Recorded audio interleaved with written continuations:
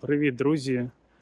Я сьогодні хочу поговорити про таку тему дуже складну, викликану цією війною, яку Росія задіяла проти української держави, і про ситуацію з біженцями, з людьми, які проживають у Європі. Ми зараз, мабуть, всі знаємо, наскільки стає складніше людям жити біженцям у Європі, що багато країн скорочують підтримку. І коли я чую про ці новини, то в мене відчуття таке, що в Англії справи з цим набагато кращі, але і тут є свої складнощі, викликані дуже внутрішніми проблемами.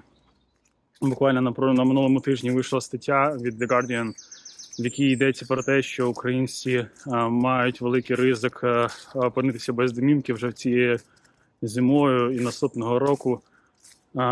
І треба трішки пояснити, як це працює тут, щоб зрозуміти причини цьому. Люди, які сюди приїжджають, є дві схеми, по яким вони можуть приїхати у Великобританію. Це Homes for Ukraine і Family Scheme. Тобто Homes for Ukraine – це коли люди просто місцеві до себе запрошують людей незнайомих, до себе заселяють і допомагають їм тут з життям, з квартирами, з кімнатами, як завгодно, щоб їм було де розміститися і допомагають взагалі вижити у цій країні. А Family Scheme – це схема, де вже рідні українці просто запрошують до себе своїх рідних і допомагають їм.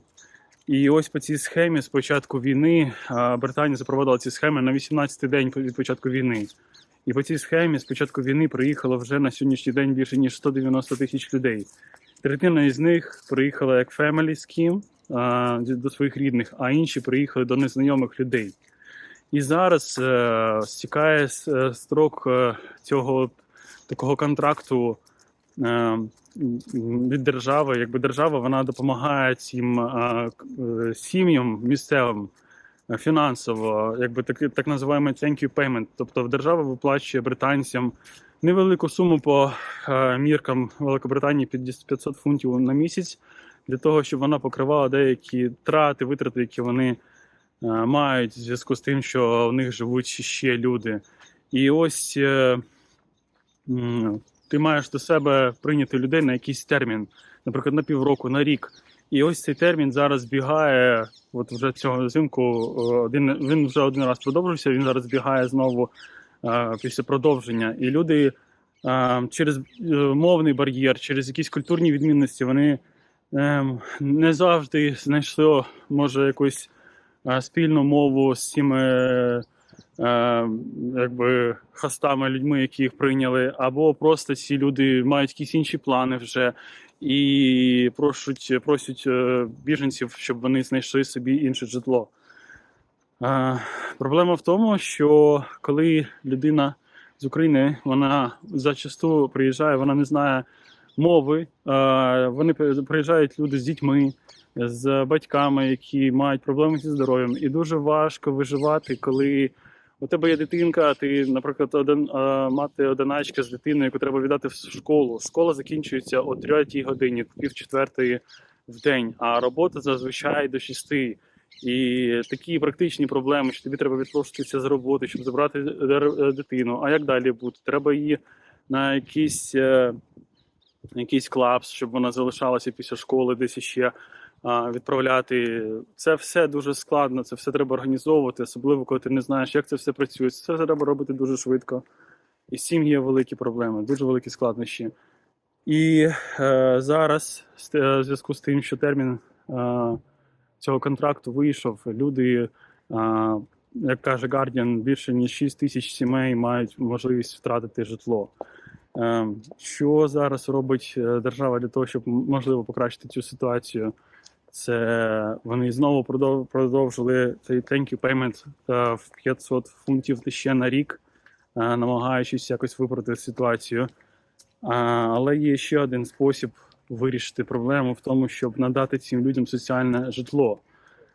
Тобто у кожного канцел це як, не знаю, місцевий ЖЕК. У нього є на балансі якесь житло, яке не для комерційної вигоди будується, а для того, щоб людям, які мають проблеми з фінансами, втрачають житло, щоб їм десь їх прихистити, розмістити.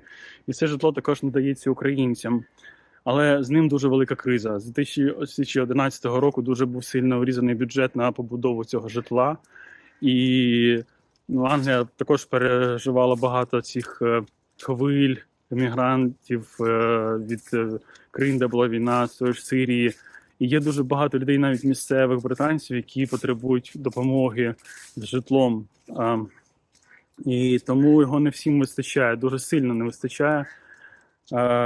І ця проблема, якщо чесно, вона може не дуже зрозуміла тим людям, які не знаходяться тут, не живуть в цій країні.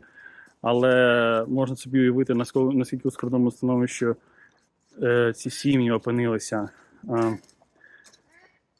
Є опція, звичайно, в тому, щоб орендувати не соціальне житло, щоб знайти комерційне житло, приватне, так як приватне житло у людей багато є варіантів, але тут також ситуація не набагато легше, бо навіть я би сказав, також дуже складна, бо Британія переживає останні роки дуже сильну кризу, інфляція, і дуже сильно вирісли кредити банківські, що підняло, тут ціла така цепочка проблем, що підняла ціну на іпотеку.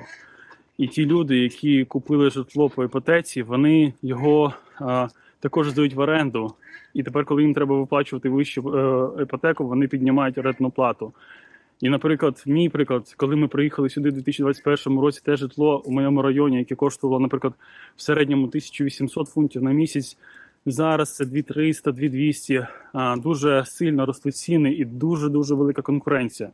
Це житло дуже часто, яке здається, воно здається без меблів. Просто порожній будинок, треба закупати меблі, треба це все якось вирішувати, ці всі проблеми. І це потребує грошей. І є така також тут програма допомоги біженцям. Називається Universal Credit. Він виплачує гроші на, наприклад, десь я зараз цифри точно не пам'ятаю, але десь 400 фунтів на місяць на дорослого, і в залежності від ситуації з дітьми і кількості дітей, там 300 десь фунтів на дитину, виходить десь 600 на двох. І цих грошей дуже недостатньо. Це дуже мінімум, саме мінімум, на який можна хоч якось тут існувати. Тому треба шукати роботу. І люди, які знаходять роботу, вони зазвичай знаходять роботу невисококваліфіковану. Бо, по-перше, мова, по-друге, спеціалізація, не завжди треба її підтверджувати. Мінімальна заробітна плата в годину тут 11 фунтів 44 центи пенса в годину. І це ще, до речі, вона почнеться з квітня наступного року, а зараз вона ще менше. І люди, які заробляють ці гроші, вони просто не можуть собі дозволити орендувати це житло, вирішувати ці фінансові питання. І можна собі уявити, наскільки взагалі ця ситуація для українських біженців складна. І багато хто, навіть я знаю, людей, які задумуються про те, що треба, мабуть, переїжджати, шукати іншу країну або повертатися додому в Україну, бо ситуація дуже сильно ускладнюється чим далі, тим більше. І так, я навіть не знаю, чим можна зарадити цій проблемі, чи крім як висвітлювати цю проблему взагалі, де тільки можна. Бо взагалі підтримка українців у Британії дуже велика. Тут беззаперечна підтримка, її відчуваєш на кожному рівні, всюди, в спілкуванні, в тому, що робить держава сама по собі, в всіх програмах, які тут створюються. Тут дуже багато служб підтримки, якихось ініціатив, це відчувається, але є свої внутрішні проблеми, дуже велика криза з житлом. І якби персональні проблеми у цих людей, у родин, якісь плани, вони багато у кого вже люди живуть ось по майже 2 роки. І це все накопичується. І так, доходить до якоїсь точки критичної, мені здається, яку зараз намагаються вирішити якимись швидкими рішеннями, тим же самим додатковими виплатами. Але тут, мабуть, якісь треба більше рішення. Все, що можна зробити зараз, я розумію, наприклад, з мого боку, це просто говорити про це і Так, буду сподіватися, що якось у майбутньому ця ситуація вирішиться, ця криза. Насправді все, що я хотів сьогодні сказати. Вибачаю, що знову не дуже якісне відео. Я вийшов ввечері записати відео, трошки прогулятися.